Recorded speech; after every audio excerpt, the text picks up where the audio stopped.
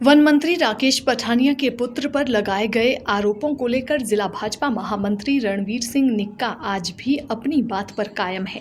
निक्का ने पत्रकार वार्ता को संबोधित करते हुए कहा कि उन्होंने जो आरोप वन मंत्री के पुत्र पर लगाए हैं वे आज भी उस पर कायम है। उन्होंने कहा कि आखिर कैसे एक गाड़ी को दो जगह फाइनेंस किया गया है और कैसे बिना लोन चुकता किए दूसरे बैंक से गाड़ी को फाइनेंस करवाया गया। उन्होंने कहा कि पहले केसीसी बैंक से गाड़ी खरीदी जाती है और कुछ माह बाद वो गाड़ी वन मंत्री के पुत्र अपने दोस्त को बेच देते हैं, लेकिन बिना एनओसी के गाड़ी दूसरे व्यक्ति के नाम कैसे ट्रांसफर कर दी गई, जबकि नियमानुसार जब तक गाड़ी का लोन चुकता नहीं किया जाता गाड़ी किसी अन्य व्यक्ति के नाम ट्रांसफर नहीं हो सकती। वहीं जिस व्यक्ति को ये गाड़ी बेची गई उसने भी आगे एक अन्य बैंक से गाड़ी के नाम पर लोन ले लिया। उन्होंने कहा कि इस पूरे मामले से साफ जाहिर हो गया कि नकली दस्तावेजों का सहारा लेकर इस काम को अंजाम दिया गया है। उन्होंने कहा कि इस मामले में उन्होंने प्रदेश सरकार, एसपी और विजिलेंस को शिकायत पत्र दिया है और उन्हें उम्मीद है कि जल्द इस पर बिना कोई पक्षपात किए कार्रवाई की जाएगी। उन्होंने कहा कि वे राजनीति चमकाने के लिए ये काम नहीं कर रहे, बल्कि वे पिछले 11 सालों से भाजपा पार्टी ने जो जिम्मेदारी सौंपी है उसे निभा रहे हैं। उनके ऊपर खनन माफिया के आरोप पर उन्होंने कहा कि जो लोग आरोप लगा रहे हैं वे जांच करवा लें। जो काम कर रहे हैं वो सरकार के दिशा निर्देशों के अनुसार कर रहे हैं। जैसे कि आपने एक धर्मशाला में कॉन्फ्रेंस की थी जिसमें आपने मंत्री के बेटे पे कुछ आरोप लगाए थे और जो आरोप लगा के आपने सरकार से इंसाफ के लिए जो एक डिमांड रखी थी, अब वो मामला कहाँ तक पहुँचा है? अगर इन केस वो इसमें कुछ निर्णय नहीं आता है तो आगे आपका क्या उस पे स्टैंड रहेगा? मैं एक बात करना चाहूँगा। हिमाचल प्रदेश में भारतीय जनता पार्टी एक अच्छी सरकार चला रही है। माननीय जयराम ठाकुर जी एक स्वच्छ छवि से लोगों का काम कर रहे हैं। उसमें जो नूरपुर की बात सामने आई है, जो सत्ता में हमारे यहाँ से मंत्री हैं, उनके बेटे भवानी पठानिया जिन्होंने एक स्कॉर्पियो गाड़ी ली, वो केसीसी बैंक में फाइनेंस करी, फाइनेंस करवाई, उसका लोन चल ही रहा था। उसने 1-1.5 महीने के अंदर वो गाड़ी अपने दोस्त के नाम भास्कर सिंह के नाम ट्रांसफ़र कर दी। मेरा साफ तौर पर यह सवाल था कि अगर एक गाड़ी का लोन बैंक में चल रहा हो, लोन के चलते चलते वो गाड़ी ट्रांसफ़र कैसे हो गई? क्योंकि जब तक लोन बंद ना हो, बैंक की एनओसी ना मिले, 35 नंबर फॉर्म ना मिले, तो वो गाड़ी ट्रांसफ़र नहीं होती।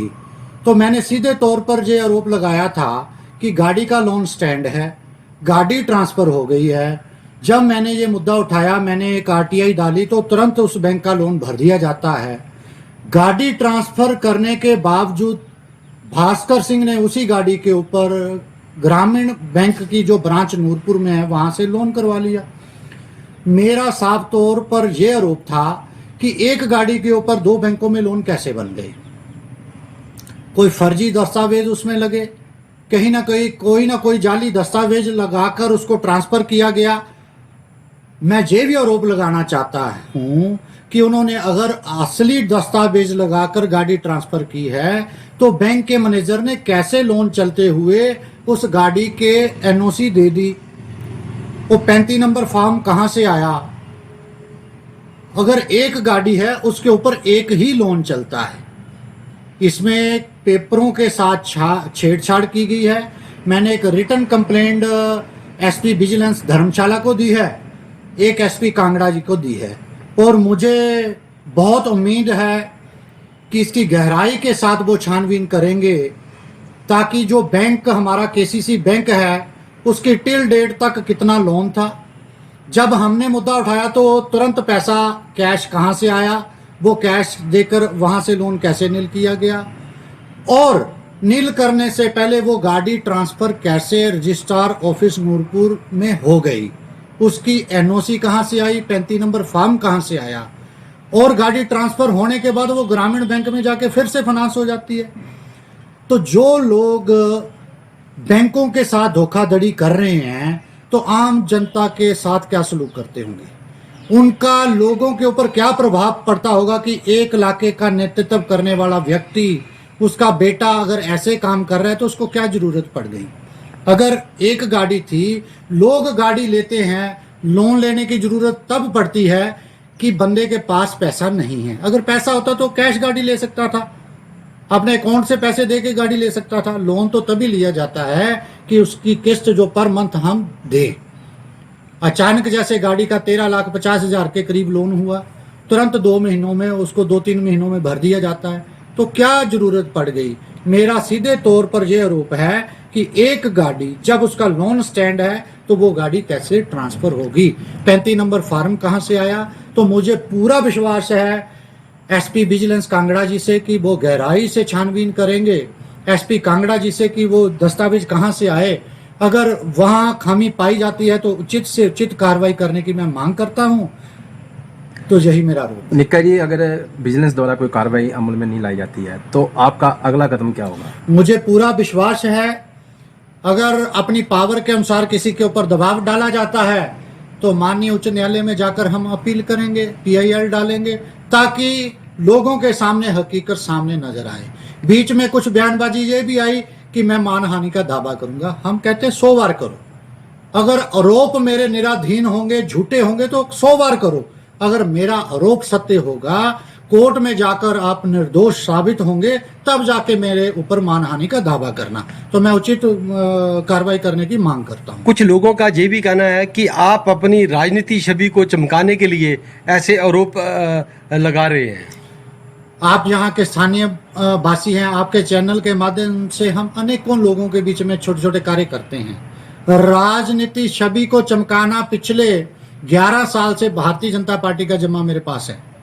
तीसरी बार मुझे यहाँ से जिला का जनरल सेक्रेटरी बनाया गया। पार्टी को हमने सींचा है, राजनीति चमकाने के लिए नहीं है, असलियत पेश करने के लिए मुझे ये आवाज उठानी पड़ी ताकि लोगों को हकीकत का पता चले। आप एक ऐसे व्यक्ति पे आरोप लगा रहे हो जो खुद भी उसी पार्टी में है जिसमें आप उस संगठन में शामिल हैं, तो ऐसा क्यों, और दूसरी पार्टियों के हाथ ऐसा मुद्दा क्यों आप देने जा रहे हो? हमारी पार्टी के ऊपर कलंक ना लगे, हमारी सरकार के ऊपर कोई छीटा ऐसा ना पड़े। चाहे व्यक्ति कोई भी हो, चाहे पक्ष का है चाहे विपक्ष का है, गलत तो गलत है ना।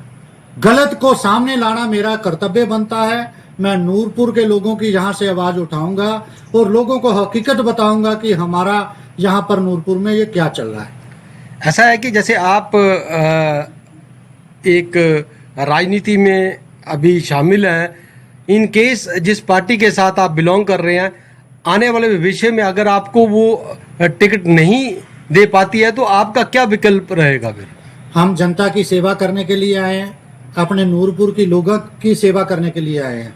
पार्टी ने पिछली बार टिकट नहीं दिया तो हमने क्या किया, सरकार बनी, अनेकों वायदे हुए, जिन जिन लोगों ने वायदे किए वो भी उनको पता है। हम नूरपुर के लोगों की सेवा करना चाहते हैं। अगर हमें जिम्मेवारी मिलती तो हम लोगों की सेवा करते। बिना जिम्मेवारी के भी हम लोगों की सेवा कर रहे हैं। कोई गरीब है, कोई दुखी है, कोई बीमार है, किसी ने हॉस्पिटल जाना है, मेरे से जो होता है मैं लोगों के कार्य करने के लिए हर वक्त तैयार रहता हूं। और आने वाले समय में नूरपुर को लोगों की आवाज बनकर आगे आऊंगा। नूरपुर तीसरा विकल्प ढूंढ रही है। यहाँ वो बारी बारी की राजनीति से हटकर इस बार मेरी बारी, अगली बार तेरी बारी, तो उनसे हटकर नूरपुर के लोग यहाँ पर व्यक्ति चाह रहे हैं। तीसरा विकल्प बनने की कोशिश कर रहा हूँ, लोगों की सेवा करूंगा, मेहनत करूंगा, अपने लोगों के ऊपर खरा उतरने की कोशिश करूंगा। निक्का जी, इसका मतलब ये हुआ कि आप पार्टी के साथ बगावत करेंगे? बगावत करने की नौबत ही नहीं आएगी। अगर अनेकों प्रदेशों में मुख्यमंत्री अगर जो अच्छा कार्य नहीं कर रहे हैं, अगर उनको चेंज कर दिया जाता है, जैसे प्रत्यक्ष आप देखो, उत्तराखंड में देखो, कर्नाटका में देखो, अभी हाल में पंजाब में देखो, अगर किसी मुख्यमंत्री का कार्यकाल अच्छा नहीं है तो तभी उनको हटाया जा रहा है। अगर कोई मंत्री अपना कार्यकाल अपने लोगों के लिए, अपने नूरपुर के इलाके के लिए अच्छा नहीं होगा तो पार्टी कोई भी निर्णय कर सकती है। जरूर थोड़ी है किसी के ऊपर लिखा है कि टिकट उन्हीं को मिलनी है। भारतीय जनता पार्टी निर्णय करेगी, जो ग्राउंड स्तर पर काम करेगा, लोगों के बीच रहेगा, पार्टी उचित व्यक्ति देख के टिकट देगी। जैसा कि अभी 4 साल से सरकार चल रही है, उसमें कुछ लोगों का और विपक्ष के कुछ लोगों का ये भी कहना है कि आपके साथ अनदेखी हुई है। विपक्ष के लोगों की तो मैं सीधी सी एक बात करना चाहता हूं। जो हमारे यहां पर विपक्ष के जिला के अध्यक्ष हैं, अगर हमारी सरकार में कोई खामी नजर आती है, अगर हमारी पार्टी कोई अच्छा काम नहीं कर रही है, तो मैं आपके चैनल के माध्यम से ये पूछना चाहता हूं, विपक्ष के जो जिम्मेवार व्यक्ति हैं, अहदेदार व्यक्ति हैं, कभी आपने एक भी आरोप किसी के ऊपर लगाया? क्या आपने कोई मुद्दा उठाया? अनेकों पेड़ कट गए, कहीं गलत तरीके से कोई काम नहीं कर रहा है, कहीं लोगों की सुनाई नहीं हो रही है, किसी जगह पानी नहीं आ रहा है, तो कभी कोई मुद्दा उठाया? विपक्ष को अपना मुद्दा उठाना चाहिए, ताकि वो सत्ता में आने के लिए जो हमारे लीडर हैं, जो हमारे यहाँ पर नहीं काम कर रहे हैं, जो कर रहे हैं तो लीडर करने वाला उसका जवाब देगा, जो नहीं कर रहे हैं तो विपक्ष मुद्दा उठाए ना, सामने आके बात करे।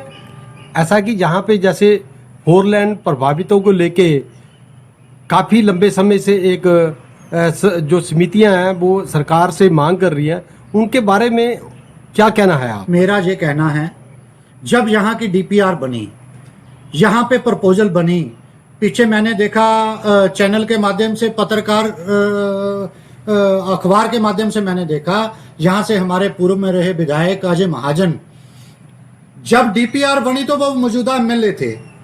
जब प्रपोजल बनी, एक प्रोजेक्ट बना, कहाँ से वो गुजरना था, कहाँ से उन्होंने बाईपास निकालना था, तो वो शामिल थे सरकार में। उन्होंने तब लोगों की आवाज़ क्यों नहीं उठाई? अगर किन लोगों को वहाँ पर परेशानी आ रही है, अच्छा रेट नहीं मिल रहा है, कोई एरिया छोटा है, कोई एक्वायर हुआ है, तो वो सामने उनकी देख रेख में उस वक्त जो प्रपोजल बनी, तब वो विधायक थे। आज वो बोल रहे हैं कि दूसरे के आरोप लगा रहे हैं कि यहाँ से रोड नहीं निकलना चाहिए था, ये मार्केट छूट गई, इन लोगों के साथ धक्का हुआ। तो मौजूदा उस वक्त आप एमएलए थे, जवाब दो। अगर जहाँ पर हमारे लोग प्रभावित हो रहे हैं, उनको अच्छा मुआवजा नहीं मिल रहा, उनकी बिल्डिंगें जो हैं क्रैश हो रही हैं। जब से लोगों ने बिल्डिंगें बनाई तो उस वक्त सीमेंट की बोरी 200 रुपया थी, आज सीमेंट की बोरी 450 रुपया हो गई। कितनी महंगाई सरिये में हो गई, सीमेंट में हो गई। तब एक बाईपास अल्टरनेटर निकालते ताकि नए लोग, हमारे नया इलाका आबाद होता और लोग भी यहाँ जो बसे हुए हैं वो डिस्टर्ब नहीं होते।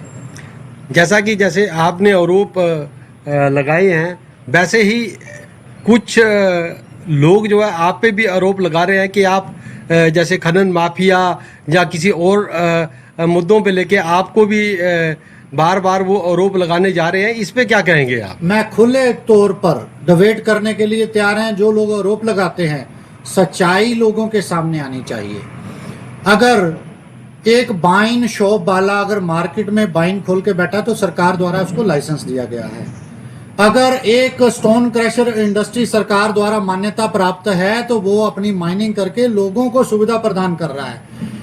जो खनन का आरोप बार बार लगता है, जो हमारे यहाँ पर सारी स्टोन क्रशर इंडस्ट्री है सरकार द्वारा मान्यता प्राप्त है, वो सरकार के कार्य को आगे बढ़ाने के लिए उनका सरकार का एक हिस्सा है। ये सामग्री हमारे एक गांव के शौचालय से लेकर गांव की सड़क गली से लेकर गरीब को जो भी आवास योजना के तहत मकान मिल रहा है, ग्रांट मिल रही है, सभी के लिए सुविधा प्रदान करता है। लोगों द्वारा खनन पट्टे दिए गए हैं, सरकार उसकी रॉयल्टी ले रही है। आरोप को सच साबित करना, जो आरोपी है वो सच साबित करे, क्या वो सही कर रहा है या गलत कर रहा है।